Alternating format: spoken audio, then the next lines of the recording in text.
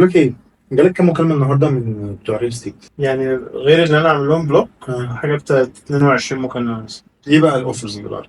يعني بيقول لك لقطه شاليه 85 متر ب 20 مليون جنيه بس. تدفع 10 مليون في الاول وتقسط البيع على 80 سنه وحاجات غريبه. طب ما هي فرصه. انا بس يعني بيبقى عندي كده في النص، ببقى في النص كده اللي هو انا كده معيش فلوس، وفي نفس الوقت هو ده شغلهم، فبرضه ما ببقاش عايز اعملهم بشكل وحش. بس تكرار المكالمات، وبعدين بيبقى فيه تعليق بقى. يعني في واحدة قالت لي في الأول فرصة شقة في الشيخ زايد وبتاع، لأ. وبعدين في الساحل، وبعدين في دبي، وبعدين بعتت لي واتساب انفستر لندن. رحت مكلمها أنا بقى، قلت لها أنت مين اللي اداكي رقمي؟ يعني دي تبيز رايحة في 60 ده عشان اشتري شقة في الشيخ زايد. انفست لندن، انفست أصلا يعني انت معاك فلوس زياده كمان خلاص في مصر انفست ودبي، لندن انت كده رايح لندن الاسترليني بقى. وبعد ما قفلت عملت لها بلوك. طب هو اعداد الناس دي كترت قوي بسبب بيتهيألي نرجع بقى كده بشريط القطر لورا، عشان زمن اسمه زمن الفرص الضائعه. ابويا وابوك وجدي وجدك لما كان بيتعرض عليهم متر الارض في التجمع بجنيه وربع، بيقول لك دي صحراء، وقال لك دي صحراء، انا ايه اللي يوديني هناك؟ كلنا تعرضنا للموضوع. كلنا. انا عايز اقول لك حاجه بقى. جدي الله يرحمه اتعرض عليه ارض في مصر الجديده، يعني بعد الكوربه كده بشويه، قال لك ايه ده، انا هروح ازاي اقعد هناك بعيدة أوي في مصر الجديده؟ بعيد. صحراء كمان، دي مصر الجديدة، معروف فاهم؟ انها صحراء. يعني انت متخيل الارض دي دلوقتي هي على فكره كام؟ ما هي اسهل الزمن. يعني على ايامنا في التسعينات كانت الرحاب مثلا اه كانت الشقه مثلا مش فاكر 90 متر باين ب 100,000 جنيه حاجه كده يعني. وكان كله الفلوس موجوده، بس يقول لك انا اروح فين انا؟ هي صحراء فعلا. ماشي. ما هو بقى يعني هو ليه ما فكروش، يعني ما فكروش سنتين، يعني كام سنه قدام، 10 سنين قدام؟ طب ما انا اولادي هيستفيدوا. طب ما انا بعد الفتره الارض دي مثلا بعد 10 سنين هتبقى عامله ازاي؟ ليه ما كانش عندهم التفكير ده؟ هل ساعتها كان معاهم فلوس اصلا الشباب كده؟ هو ساعتها كان معاهم. لا كان معاهم، كان يعني بيتعرض عليهم بالفلوس اللي قدها. كان معاهم، بس النيدز كانت مختلفه. خلي بالك يعني، زي في الاول خالص كانت الناس مش مهم تبقى شقه تمليك. دي حاجه رخيصه اكتر.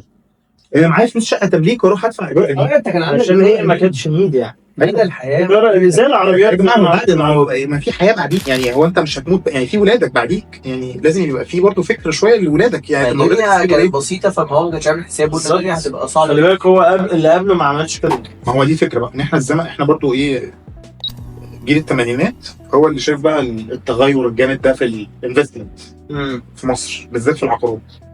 وحس بقى بقيمه الفرص اللي ضاعت زمان، لان الجيل اللي قبليك فعلا، يعني انا مثلا ابويا جدي مثلا ما عملش كده، يعني عادي ما حصلش حاجه. ابويا برضه عمل زيه بالظبط. جدي ابو جدي ما عملش كده. فما حصلش كده عبر الاجيال غير لما حصلت بقى في الازمنه بتاعتنا في اوائل التسعينات مثلا، لما ابتدت بقى المناطق الجديده تفتح والساحل يفتح. على فكرة انت من 3-4 سنين فاتوا انت دلوقتي بتتكلم على ان هي فرص ضائعة. دلوقتي بقى يعني انت دلوقتي في الساحل اقل حاجة عشان تجيبها حاجات حلوة ب 10-15 مليون. انت لو اشتريت حاجه السنه اللي انت فاتت، من 2-3 كنت ممكن تشتري ب 2 مليون. السنه اللي فاتت مش انت دلوقتي بقى البتاع، انت لو اشتريت حاجه من شهرين بعد شهرين ثلاثه بتغلى.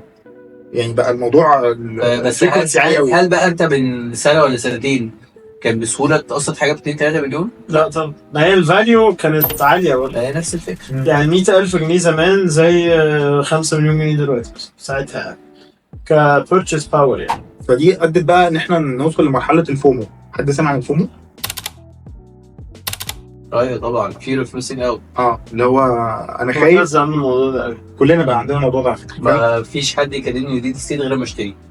انا بشتري. لا استنى في معلش تشتري سعر قوي، دفتر شيكات وبتقعد تمدين.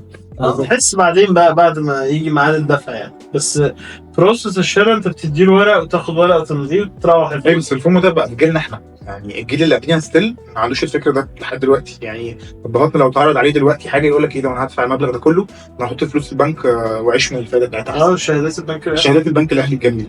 فاهم؟ طب يا حاج انت فلوسك بتخسر. طب يا حاج انت حط الفلوس دي في بيت واجره هتجيب لك فلوس اكتر. لا ماشي يا جماعه، خلي بالك برضو اللي حصل معانا برضو ما حصلش كده قبل كده. الدنيا كانت ستيبل اكتر من كده بكتير. حته برضو الدولار والكلام ده كله ده ما كانش طبيعي. يعني احنا بس عشان اخر سنتين الدنيا اتبهدلت، بس غير كده الدنيا كانت ستيبل، فالجنيه برضه كان معاك والشهادات كانت تمام. حاسس اصلا زمان ما كانش في كونسيرن لموضوع الدولار، يعني ما حدش كان مركز الدولار ده بكام ولا الجنيه بكام. بالظبط، الدنيا كانت هاديه، ولا في حروب ولا في الكلام اللي بيحصل ده كله، فاهم. ايوه بس دي يعني برضه يا جماعه دي ضغوطات على جيلنا برضه، خلي بالك يعني انت ابنك دلوقتي ولا بنتك لما يكبر هل هيقول عليك بقى زي ما انت قلت على اهاليك ان احنا ضيعنا فرص وكان معانا ان احنا ممكن نجيبها ولا لا، ولا مش يعني مع اننا يعني لا بس الفرق ان احنا معناش. انت عارف ايوه لا مش كده، لا مش حوار معناش، الحوار ان انت كان ممكن يبقى يعني انت ممكن دلوقتي تجيب حاجه على قدك انت مش عايز تجيبها عشان انت عايز حاجه احسن منها. انت تخيل في الضغط ده بقى موجود دلوقتي في جيلنا، فاهم؟ تخيل ولادك وكده بعد كده هيجي يقول لك زي اللي اشترى اللي هو البيتزا ب 10000 بيتكوين. هي نفس الفكره، ما ده فرص ضياع. طب ما بلاش فكره في البيتكوين دي، ما يعني خلينا يعني عشان بغض مش النظر بلاش هقول لك انت ليه ساعتها ما اشتريتش سهم في جوجل مثلا؟ ما كان ببلاش صح؟ دلوقتي بكام؟ ولا سهم في امازون ولا في اي حاجه، فاهم؟ ونفس الفكره. هي كمان فكره، خلي بالك في الموضوع بتاع السكن عموما. الناس زمان كانت بتسكن في مناطق عاديه في شوارع عماره في الشارع، ما كانش فيه كلتشر كومباوند. كان انت مثلا في مناطق معروفه ان هي نظيفه قوي، اللي هي كاتيجوري ايه، اللي هي الزمالك مثلا وجاردن سيتي وبعد كده مصر الجديده والمهندسين ومش عارف ايه وبتاع. وفي اماكن كانت حلوه زمان زي الهرم مثلا، ده كان حلو زمان بس بقى جت فتره وخلاص باظ. والاماكن بتبوظ عموما، يعني يعني التجمع مثلا القديم ده، الحته في الاول دي كانت حته جامده جدا زمان، دلوقتي لا ابتدت تقل شويه. الزحف ده لا هو بيتهيألي مشكلة مصر كمان دايما في المينتنس. يعني بص لاقي حاجة مش عقارات، بص فاكر المواصلات، لأن السي تي اي لما نزل كان جامد جدا، كان يعني نظيف جدا وتكييف تمام وكراسي نظيفة. بس دلوقتي برضه ستيل انت عندك المترو نظيف، صح؟ المترو حلو، انا بس ركبته من كذا انا سنه. ما ركبتوش بقالي 15 سنه بس انا عندي صحابي مثلا قريب اخدوا المترو اللي هو في الزمالك، هم مبهورين. فستيل في حاجات، بس هو الحاجات القديمه هي اللي لازم تروح خالص ويعملوا حاجه جديده. ايوه لا والمينتنس بمعنى المترو ده اللي في الزمالك ده بقاله قد ايه؟ فاهم قصدي؟ بالظبط لسه معمول. هي الفكره ان انت السي تي ده اول ما اتعمل كان يعني مفيش احسن من كده، تكييف تمام، مفيش ريحه في الاتوبيس نفسه، كراسي كويسه جدا، بيوصلك مسافات بعيده، عنده مواعيد، يعني حاجه مظبوطه تظبط عليها الساعه. 5-6 سنين وديكلاين رهيب يعني. هو الديكلاين اللي بسرعه اللي بيحصل ده، واللي شفناه برضه خلال في الثمانينات والتسعينات، هو اللي ادى بقى الريت برضه بقى اسرع في التدهور، واسرع في ان انت عايز تروح حته ابجريد، تروح حته ثانيه تقعد في كومباوند ابعد، عايز تهرب ابعد عشان خاطر الزحف ده اول ما يجي لك يكون انت خلاص انت تمام. فده اللي يخلي بقى ان على طول في ريل ستيت ايجنت بيكلموك، ده في فرصه مش عارف فين هنوصل، خلاص احنا وصلنا السويس تقريبا، يعني بعد العاصمه هيبقى السويس تقريبا، خلاص مفيش حاجه خلاص تمام. والناحيه الثانيه الشيخ زايد داخل على اسكندريه، يعني داخل على وراس الحكمه انت داخل على ليبيا، فاهم؟ بالظبط. فانت مش عارف انت هتروح فين تاني. انا دلوقتي المكالمات دي بالظبط بتاخد معايا 5 ثواني. الو مساء الخير، جود ايفنينج مستر معتز، بس كده. وده ريل استيت، تقول لي لا شكرا مش مهتم. لا هو الحلو دلوقتي ان هم بيطلع لك على كولر اي دي ابتدوا حلو انت يا رينو تستي. تفتكروا بقى الحاجات الجديده الكومباوندز دي الجديده اللي طلعت دلوقتي بعد 10-15 سنه هتبوظ برضو زيها زي العمارات اللي كانت في الشارع، ولا هتحافظ على نفسها شويه؟ لا بس انت عندك اوريدي يعني ناس ساكنه في كومباوند بقى لها فوق ال 10 15 سنه ولا 20 سنه. يعني بتفرق على فكره من ديفلوبر للتاني، بس الديفلوبرز الكبار قوي لا بيحافظوا عليه، بيدفعك فلوس صيانه بس بيحافظ عليها. ما هي فكره برضه فلوس الصيانه دي، ما هي طب ما يعني انت برضه لو بتكلم بقى واحد من الجيل القديم وتقول انا بدفع فرق الصيانه، بيقول لك طب ما انت كده بتدفع كانك بتدفع ايجار، طب ما انا اجر احسن لي، اروح اقعد في حته بقى واغير كل شويه وخلاص. فرق الصيانه هتدفع كام يعني في السنه؟ 7-8 آلاف جنيه ولا 10,000 جنيه لو انت في شقه مثلا، على حسب طبعا كل كومباوند يعني. بس كانك بتدفع لواحد فاهم انت سباك وامن والكلام ده كله وجنايني والكلام ده كله، بس الناس بتشيل يعني بتاخد بنفيتس قدامك. فتفتكروا زي الايجار يعني. تفتكروا لو واحد مشي مع بتوع الريل استيت وبتوع اي انفستمنت عموما الفتره دي، والفومو اللي احنا فيه اللي هو شرحناه بتاع ان انت خايف تمثل الاوبورتيونيتي او تفقد الفرصه ان انت في انفستمنت وبعد كده تندم، من كتر بقى الفومو اللي عندنا ده هتيجي في الاخر توصل ان هي بابل هتنفجر واللي هيبقى معاك ده اصلا مش هيبقى ليه بص يا قيمه. عمر، انا هقول لك حاجه. مم. هو فكره ان انت اصلا تمشي معاهم دي مستحيل يعني مستحيل. قصدي على أنا قدك وجهة نظري- يعني حد الليمت بتاعك. انا طبعاً وجهة نظري لما تمشي معاهم هتبقى من الغالبيات. لا، ما هو كده كده كل واحد ليه الليمت بتاعه. انا قصدي انت وصلت للليمت بتاعك خلاص، انت معاك اكس اشتريت بيه حاجات اللي بيقولوا عليها دلوقتي دي. هل دي بعد 10 15 سنه قيمتها هتزيد زيها زي الفرص الضائعه اللي احنا بنقول عليها طبعاً. دلوقتي؟ يا ريت. ايوه كده هي- كده بس بنسب.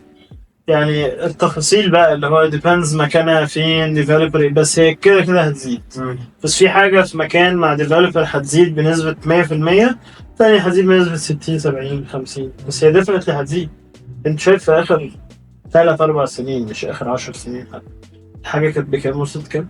أرقام يعني مش مفهومة. بس في ناس بقى بتقول لك ان الحاجات دي كلها دي بابل، وانا احسن لي ان انا انفست لابني ان هو في تعليمه بره، اسفره بره يتعلم، بدل ما اروح اجيب له شقه اصرف الفلوس بتاعت تعليمه وهو يسافر يشوف نفسه. على فكرة هي مش غلط، هي depends انت بتفورورد انفست ولا لا، بس لو عرفت تعمل البالانس ده الايديال. يعني ممكن تقول أنا مش هسفره بره، بس اعلمه في حتة كويسة في مصر او في البلد اللي انت عايش فيها، و يبقى معاه حاجة.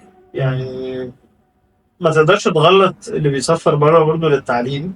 بس انا بقيت احس ان التعليم حتى بقى فيه اوبشنز هنا كويسة قوي. يعني ما بقاش في فكرة انه الا بقى الحاجات التوب نوتش. لو بتكلم في الجامعات العاديه ما بقاش في بريشر قوي انه لا لازم يسيبه عشان يتعلم عدل. بقى في هنا تعليم كويس يعني. تستثمر الفلوس دي في حاجه تانية غير العقارات، وان انت تجيب لابنك شقه وتجيب استثمر لاخرتك.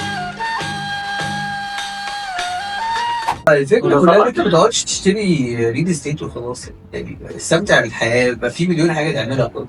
لا اصل في ناس الموضوع بالظبط. احنا ما تقعدش تشتري يعني هنمشي بقى بتوع يا جماعه احنا فرضيه، كل حاجه فرضيه. عشان تمشي معاهم اول خطوه محتاج 10 مليون جنيه. بس بسم الله الرحمن الرحيم. مش لا، هي الفكره الارقام ما بقتش حتى زي زمان يعني. معلش الارقام بقت رهيبه. وهي يعني في اخر 3 سنين الانفليشن ما بقاش بروبورشن. مش انفليشن، يعني هو بقى بيحسب، الديفلوبر بقى بيحسب ان هو انا حاسب مثلا الجنيه هيوصل، الدولار هيوصل 100 جنيه، فبقى بيسعر ال 100 جنيه اللي هو النهاردة. من النهارده عشان هو ياخد حقه. فاهم؟ زياده يعني فعلا. انت من 3 سنين كان ممكن تجيب شقه 150 140 متر ب 2 مليون مثلا. مش في الساحل، بنتكلم هنا في القاهره، واكشولي في الساحل بس مساحتها اصغر. انت النهارده بتسعر هنا 10. نقطه جامده قوي. ال 5 اكس دي ما تتعملش في 3 سنين. مش العمله ومش حاجه، هو بس عمل استيميشن. لان هو طبعا هي برضه الايكويشن صعبه. هو انت بتدفع جزء النهارده بيسلمك بعد 3 ل4 5 سنين. هو بيبقى حاسب سعر الشقه ساعتها، كانوا بيعملوا كده على تسعيره الحاجات اللي بيشتريها النهارده. بالظبط. هو فرق العمله اللي بيتغير في فرق الماتيريال ما بقاش ايكويفالنت للتايم لاين اللي هو عمله، فهو بيخسر. فبقى بيحسب افريج ويضمن انه يكسب. بالظبط. عموما يا جماعه، يعني في اخر الحلقه نقول دي لكم حاجه ريل استيت. استثمروا في اخرتكم زي الشيخ معتز ما قال. دي اهم حاجه. كده كده كله رايح. او استثمروا وافتحوا بيزنس صغير. كشك. صدقه جاريه. كشك يعني. برضه حاجه حلوه برضه. صح، صدقه جاريه. هي التنوع ده صح يعني. تنوع الاستثمار. يعني ما تعملش البيت كله في البدايه. بالظبط. مش كل البيت كله في البتاع. دي بس البيت الاول. البيت. وانا هتصرف بقى. يلا، سلام عليكم.